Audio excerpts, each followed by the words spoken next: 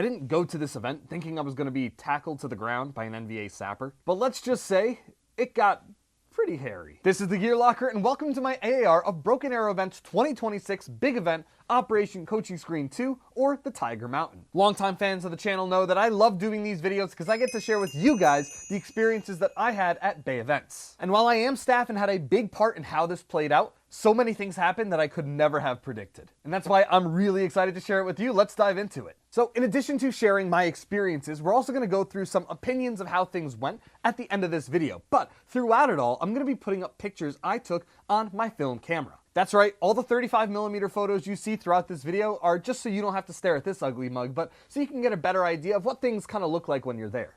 Now let's start off with what the premise of this event was. See, BAE wanted to go for a hot LZ. An area where we had just dropped into that had a minor TOC established, sleeping positions, and outer LPOPs. So when we arrived to camp on Tuesday, it was pretty barren in that there were only a few poncho shelters. Having known this, I went into the event preparing for one of the best poncho shelters I've ever built, and it all was kind of hinging on a couple of things. As reenactors, we kind of want to approach every situation and event that we find ourselves in from the perspective of the guys that were actually there. So dropping into this LZ, I thought about what would they have or what would they scrounge and find, and not what are all the comfort and amenities that come with a full fire base. So all of my equipment was stored in either ammo cans like these here, or mortar crates. I had 3 mortar crates that contained everything I needed for the entire week, including spare sets of uniforms, emergency things, food, you name it. And to store it all under a poncho shelter, which normally is for 2 guys, but being a lieutenant at this event, I felt I deserved a little bit of my own space. So I dug a pit that was just under an 8x4 with maybe 6 to 8 inches in depth. And this allowed me to store all of my gear comfortably. I built shelves, had things lined up and facing me appropriately, so I could access it all without having to,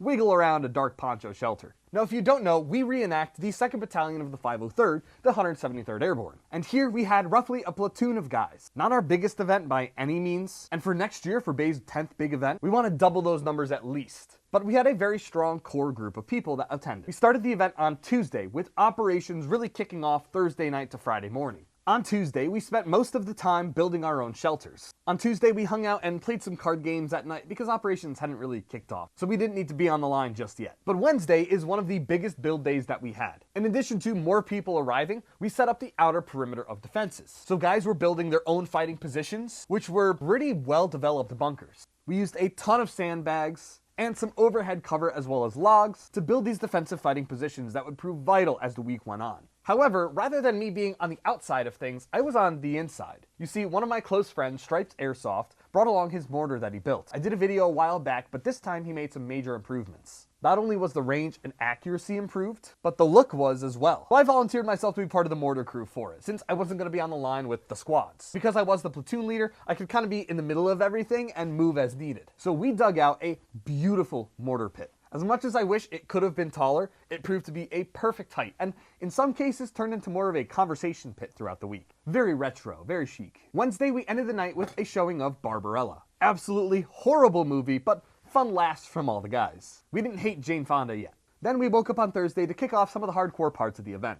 In addition to finalizing fighting positions, we spent a good chunk of time training all the troops. At this point, almost everybody had arrived, I think all except for one. So our platoon was very fleshed out. Squad leaders were doing their squad leader jobs, guys were getting acclimated, and those who didn't show up to BAE Condo really benefited from this, I think. You see, we do this training every single event because guys need to get in line. They need to understand how we operate, how patrols are done, different formations, how to react to contact, how to ambush, and all of the hand signals. But once everyone had the training, we were all on the same page, and it looked pretty good. From here, we recorded a few scenes for Hooch. It's a little sitcom style skit show that Broken Arrow Events does on their YouTube page. And after the training, we got to business. We had everyone form a line, and HQ handed out certain details and things that guys needed. In addition to signing waivers, guys were issued their own ammunition. Thanks to Combat Sports Supply, we were able to provide everyone their own BBs, in addition to providing resupplies throughout the weekend. This not only allowed staff to kind of control the flow of the event and make sure everyone wasn't just blasting full auto all the time, but it also was a very immersive part of it. And honestly, we learned a good bit, and I think we're allowed to go even a little more strict next year. In addition to receiving their own ammunition, everyone received 2 C rations. This included a canned entree, canned vegetables, crackers, a little chocolate candy, and some gum. Not perfect sea rats by any means, but for an event producer, we wanted to give the guys something a little bit extra than we normally do. Regardless, that ended off Thursday night, and Friday kicked off operations. We woke up bright and early, got the guys in formation, and headed out on our first patrol. I'm going to bring up the op board for this because it was a few days ago and a lot happened that I don't remember all the details of. Secret documents here, don't zoom in. Our first mission was to hit an objective that was a radio tower. This tower had been minorly contested and we were expecting some contact in the area. And it would also be a focal point for a few of the other engagements as the event went on. It was a moderate patrol to get from our LZ to that area. Bushwhacking in that thick jungle was definitely more difficult than not. At a certain point, we had hit an open field and decided to get online to be able to clear the entirety of the northern woods. We had first squad on the left, second squad in the middle, and third squad on the right. And as we pushed in, first and third squad both took contact. Wanting to maintain communications with all different squads, I stayed relatively in the middle behind second squad. And what worked out beautifully is that as first and third squad pushed and enveloped the rest of the force, all of the NVA centered around second squad, which we were able to finish them off, wipe them out, and proceed past them. From there, we established a CP around that radio tower area, conducting minor patrols throughout. And unfortunately, we only sent out one patrol before they got ambushed by another PAVN unit. Absolutely decimated within minutes. So it was our job as the rest of the platoon to go out and find them. As we were returning to base, one of our rear elements got absolutely decimated and we lost a couple guys from it. They had been trailing us and traveling our paths that we took because they knew they were safe and not mine. It turns out the PAVN there had to move supplies across that route that we were going, so they were ensuring that we all had made it through and it was clear before they could start moving things back and forth. However, some of our elements were able to spot and move in on those PAVN forces that were moving supplies. I got a really cool picture of an RPG strapped to a bicycle, and that was only after almost another squad getting decimated by an RPD team. I was able to maneuver with a couple of guys, and we ended up taking that team out and clearing those woods out and checking for any kind of intel. We did find some pretty interesting intel and were able to utilize it for the next missions. At this point, we were approaching 1800 hours. It was starting to get a little bit darker in the double and sometimes triple canopy, so we got to our defensive positions. And for the next 6 hours, twigs cracked. Grass was pushed to the side as enemy forces slowly wiggled their way in. As different positions would get hit, the mortar rounds would be sent overhead, exploding 20, 30 feet in front of our guys, and nearly missing PAVN forces. We did patrols after the attack,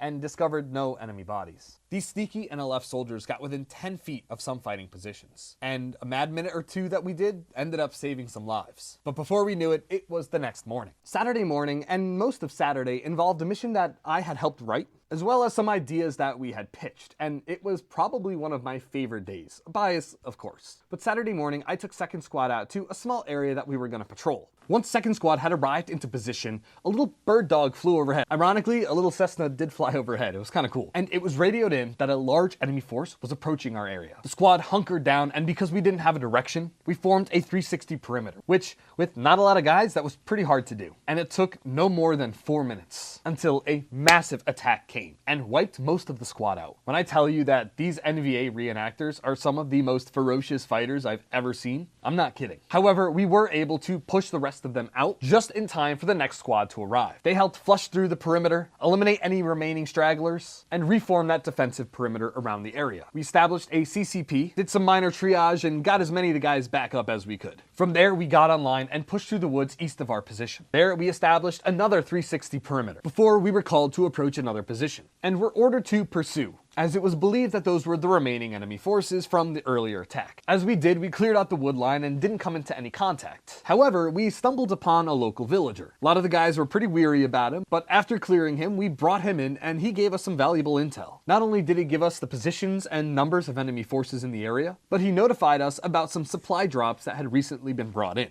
Command decided that we should act on this intel and move towards the supply drops. As we did, we tripped another ambush, but were able to clear them out relatively quickly. We secured the supply drop site, and a couple of our guys were able to disarm the trap grenade that was hidden within. We found a small weapons cache, and then blew it up before moving on. From there, we returned to base to again take over the perimeter. Now, these last two missions were probably some of my favorite. Not only did they involve props and a little bit of LARPing, but the effort that went behind them was so much fun. But the patrols weren't over just yet. You see, there was another supply drop that was located in the area that we were kind of near. So we sent a couple of the squads out to go retrieve it and search it for intel and bring it back if need be. As they arrived, they set up a beautiful ambush that, while PAVN were lurking in the area, they had noticed the ambush and decided not to trip it. However, in that cache, not only did we find intel, but we found extra ammunition as well as some grenades, all which were utilized. Those two squads returned to base and resumed defending their fighting positions. And guys, this is the moment you've all been waiting for. Almost immediately, RPGs were launched overhead, and positions such as the mortar pit were attacked. However, given some recent experiences from prior night, we were absolutely dialed in fact got a couple mortar kills. Positions got attacked over and over, and grenades started flying all around the perimeter. But then, at a point, it went quiet. And that with the NVA is one of the most terrifying things, because you know, as the jungle gets silent, they are creeping closer and closer. However, there would be small sporadic attacks here and there. Holes would get hit and then defend it appropriately, but it was only one or two guys at a time. And before we knew it, one of our forward defensive positions fell. An NLF fighter had jumped into one of the very holes that was being defended, and using his rubber knife, took care of him in there. As we sent guys to go reinforce that position, they were taken out very quickly too. We had visual that they had dipped into sort of a gully between our positions. So a couple members of HQ went to go reinforce that area before they were all wiped out, except for me. I was still alive, and as I was trying to move back to a defensive position, a dark creature lunged out of a tent and took me down. It was one of my close friends, and typically you don't have a physical contact here at BAE, aside from the occasional knife kill.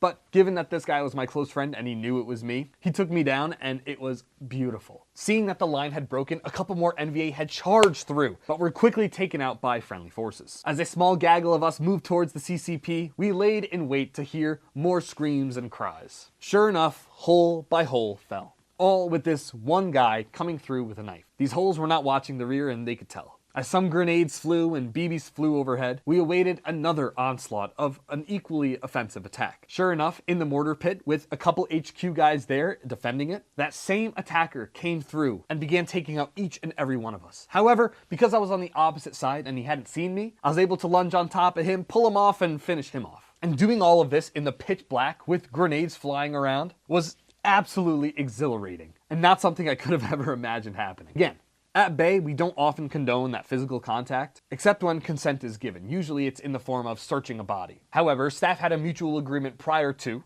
that this would be okay, and everyone had agreed that if someone came by with a rubber knife and went, "You're dead," you were dead. It had happened before, and I'm sure it's going to happen again, but this brought this one NLF fighter to legendary status. I definitely have to take some notes from him. As the night went on, we defended just a little bit longer before it was early Sunday morning, and then we engaged on one more patrol. This patrol took us to that radio tower, again having fallen. We were able to get very close without any sight of Pavin. It wasn't until an RPD opened up and took down wave after wave of fighter that we realized this was a lot worse than we expected. At a point, the NVA had almost surrounded us and attacked us from multiple directions on our flanks. With only a few minutes left to spare, I took a small group of fighters, brought them far all the way around, and eliminated all of the enemy positions, especially that RPD one. That allowed our guys to move forward, clear that radio tower area, and end the event. And exhilarating, I think, is an understatement. This was by far one of the best events BAE has ever put on. We had an extremely small number compared to previous years, and I only hope that something like this makes more people want to come. The experience is unlike anything else you're going to find, because it is small, it is intentionally built for Vietnam reenactors, and it puts guys in the shoes of those who were there. The historical research that went into people's loadouts, and